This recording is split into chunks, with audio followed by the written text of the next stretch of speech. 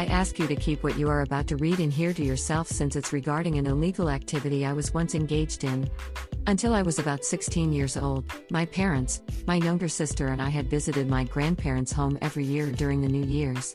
Limited for that time of the year, a quiet countryside house of my grandparents would turn into a family casino. It consisted of 3 different areas. In the card game area, which was the living room, a card game called Kabu that is similar to blackjack would be played. In the coin game area, which was my grandparents' room, would be for a game called Mortar Roller. And the break area, which was the dining room, would be for those who didn't like gambling or who needed food and drink.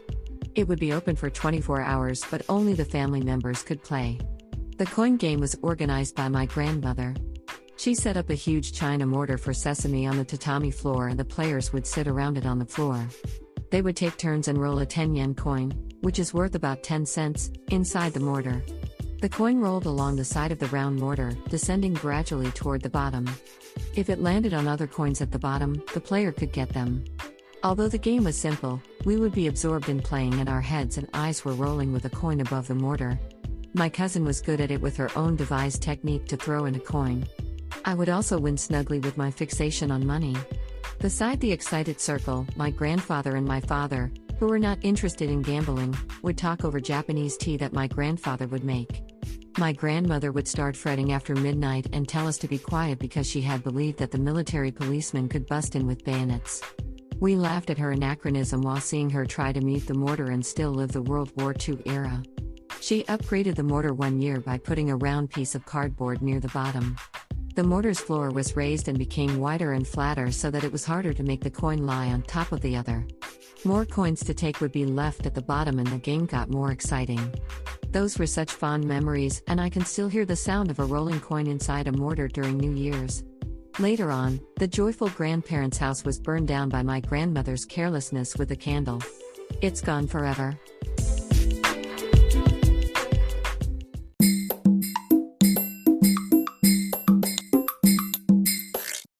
Audiobook, Japanese Dream by Hidemi Woods on sale at online stores or apps.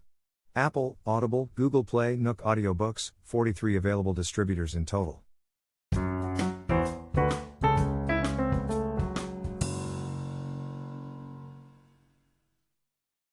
It's about a strange sister I encountered back in my school days.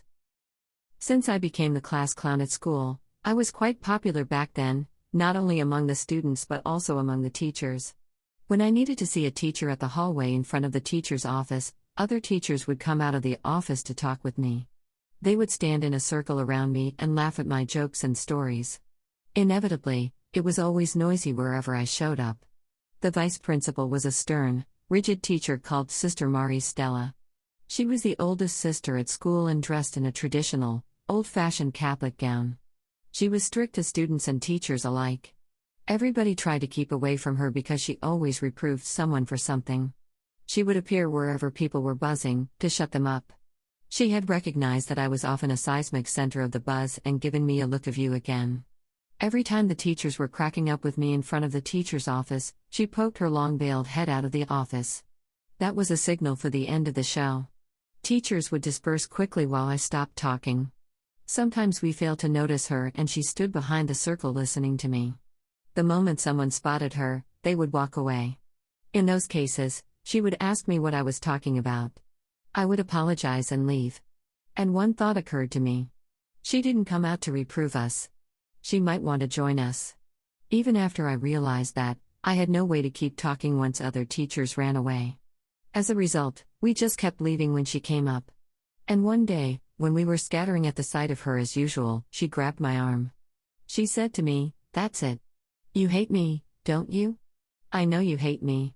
I know, because I hate you too." Over her shoulder was a statue of the Virgin Mary with a plaque saying love and humanity. It was the most inconsistent scene I had ever experienced. Months later, there came a general school cleaning day. I was unlucky enough to be assigned to the school cafeteria of which Sister Marie Stella took charge. As if she got a golden opportunity, she made a slave of me. She chose the dirtiest floor just for me and made me crawl to clean up thoroughly, yelling not enough. Do it over. Repeatedly. I felt her revenge so strongly. Given the hatred and now the revenge, I deepen the mystery of Catholic sisters.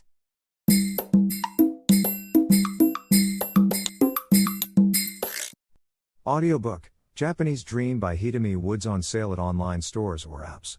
Apple, Audible, Google Play, Nook Audiobooks, 43 available distributors in total.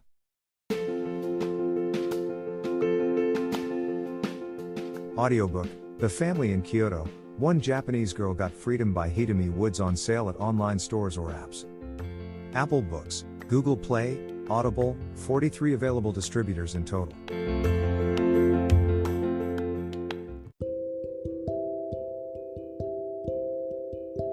Audiobook, Living in Kyoto by Hidemi Woods. Now on sale in online stores. 44 available distributors. Apple, Google Play, Amazon Audible, or else.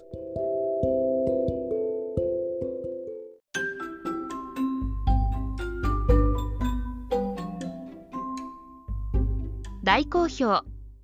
ヒデミウッズがデザインしたとってもかわいいオリジナルグッズが手に入る。トートバッグ、缶バッジ、ステッカー、T シャツ、トレーナー、パーカー、文具、その他いろいろ、エリゼン .com で見てみてね。erizen.com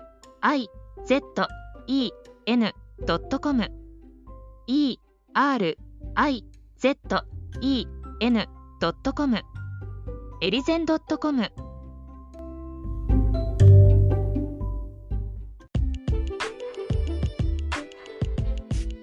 英語聞き流しリスニング、英語テキストと MP3 ダウンロード、その他の物語はホームページからお聞きいただけます。88thpp.com 88thpp.com